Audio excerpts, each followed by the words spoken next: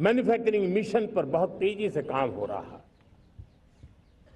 हमारे एमएसएमई उसका लोहा दुनिया मानती है। ये दुनिया में बड़ी बड़ी चीजें बनती है ना, कुछ न कुछ तो औजार हमारे देश के एमएसएमई के द्वारा जाते हैं, बड़े गर्व के साथ जाते हैं।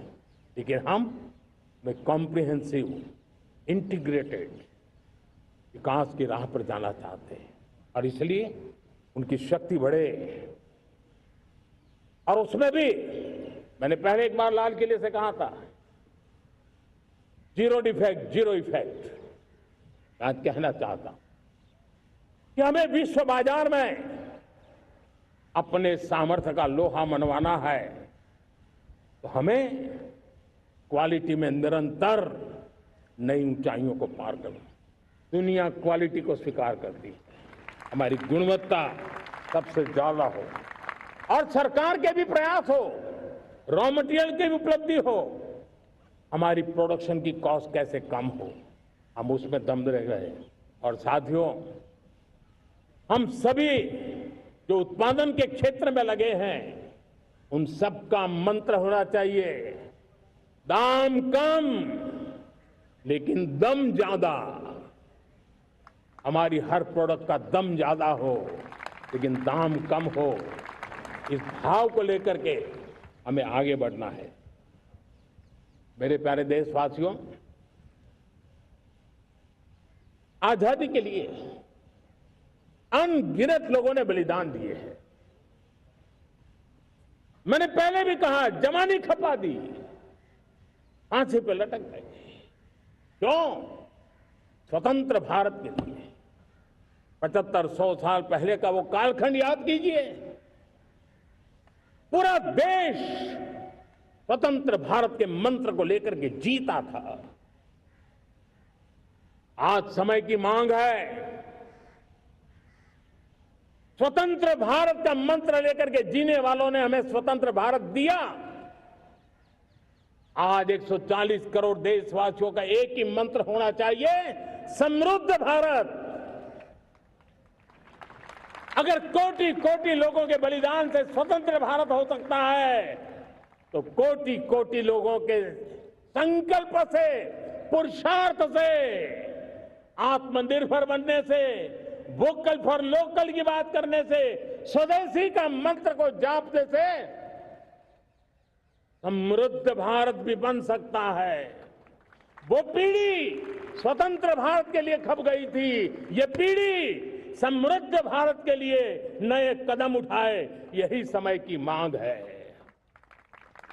और इसलिए मैं आज बार बार आग्रह करता हूं और मैं देश के सभी इन्फ्लुएंसर्स को कहना चाहता हूं, इस मंत्र को आगे बढ़ाने में मेरी मदद कीजिए। मैं सभी राजनीतिक दलों को, राजनेताओं को सबसे कहता हूं कि आइए, ये किसी राजनीतिक दल का एजेंडा नहीं है, भारत हम सबका है। हम मिलकर के वोकल फॉर लोकल उस मंत्र को हर नागरिक के जीवन का मंत्र बनाएं। भारत में बनी हुई, भारत के नागरिकों के पसीने से बनी हुई वो चीजें जिसमें भारत की मिट्टी की महक हो और जो भारत के आत्मनिर्भर के संकल्प को ताकत देता हो, हम उसी को खरीदेंगे, हम उसी का उपयोग करेंगे। हम उस दिशा में आगे आए, यह हमारा सामूहिक संकल्प हो। देखते ही देखते हम दुनिया बदल देंगे। दोस्तों, मैं आज हर छोटे मोटे व्यापारी को, दुकानदार से आग्रह करना चाहता हूं, आपकी भी जिम्मेवारी है। हम छोटे थे, हमने कभी बाजार में देखा नहीं था कि शुद्ध घी की दुकान, ऐसे ही लिखा जाता था घी की दुकान। लेकिन समय रहते लोग लिखने लगे शुद्ध घी की दुकान। मैं चाहता हूं देश में ऐसे व्यापारी आगे आए, ऐसे दुकानदार आए, यहां स्वदेशी माल बिकता है वो बोर्ड लगा रहे हैं। हम स्वदेशी का गर्व करने लगे। हम स्वदेशी मजबूरी में नहीं, मजबूती के साथ उपयोग करेंगे, मजबूती के लिए उपयोग करेंगे। और जरूरत पड़ी तो औरों को मजबूर करने के लिए उपयोग करेंगे। ये हमारी ताकत होनी चाहिए, ये हमारा मंत्र होना चाहिए। मेरे प्यारे देशवासियों,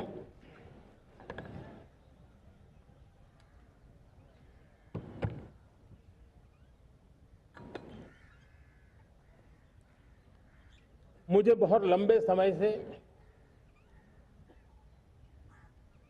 सरकार में काम करने का अवसर मिला है। मैंने कई सारे उतार चढ़ाव देखे हैं। सरकारों की मुसीबतों से भी मैं परिचित हूं, व्यवस्थाओं की मर्यादाओं से भी परिचित हूं, लेकिन उसके बावजूद भी हमारी जिम्मेवारी है कि हम किसी की लकीर को छोटी करने में अपनी ताकत बर्बाद न करें। मैं बड़े अनुभव से कहता हूं, किसी दूसरे की लकीर छोटी करने के लिए अपनी ऊर्जा हमें नहीं खपानी है। हमें पूरी ऊर्जा के साथ हमारी लकीर को लंबा करना है।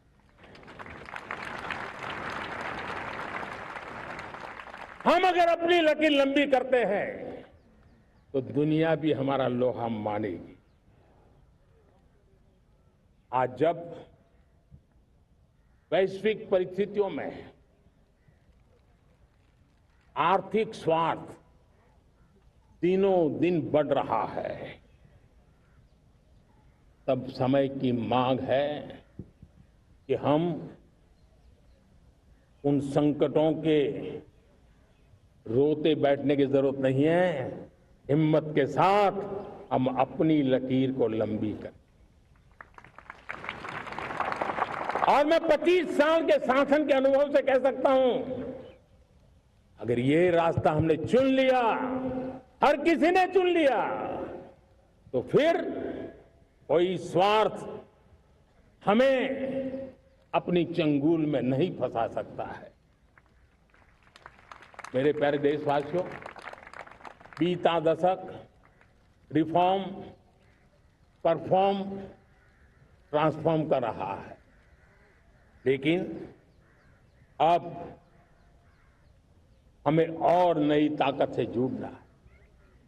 पिछले दिनों हमने कई रिफॉर्म्स किए, एफडीआई हो, इंश्योरेंस कंपनी की बात हो, विश्व की यूनिवर्सिटीज को भारत के अंदर स्थान देने की बात हो, कई रिफॉर्म्स किए हैं। 40,000 से ज्यादा अनावश्यक कंप्लायंसेस को हमने खत्म किया है। इतना ही नहीं, 1500 से अधिक पुराने कानून जो बाबा आदम के जमाने के थे, उन सबको हमने खत्म कर दिया है। हमने दर्जनों कानूनों को सरल करने के लिए संसद में जाकर के जनता के हितों को सर्वोपरि रख करके बदलाव किए हैं। इस बार भी हो हल्ला के बीच लोगों तक बात पहुंची नहीं होगी, लेकिन एक बहुत बड़ा रिफॉर्म इनकम टैक्स एक्ट में हुआ है। करीब 280 से ज्यादा धाराएं हमने समाप्त करने का निर्णय किया है। और साथियों, सिर्फ आर्थिक मोर्चे पर ही रिफॉर्म नहीं, हमने नागरिक के जीवन को भी आसान बनाने के लिए रिफॉर्म किए। इनकम टैक्स रिफंड की बात हो, रिफॉर्म का परिणाम है। फेसलेस असेसमेंट की बात हो, रिफॉर्म का परिणाम है। 12 लाख तक आज इनकम टैक्स से मुक्ति दे देना देश का जो भविष्य बनाने में उत्सुक है, ऐसा मेरा मध्यम वर्ग का परिवार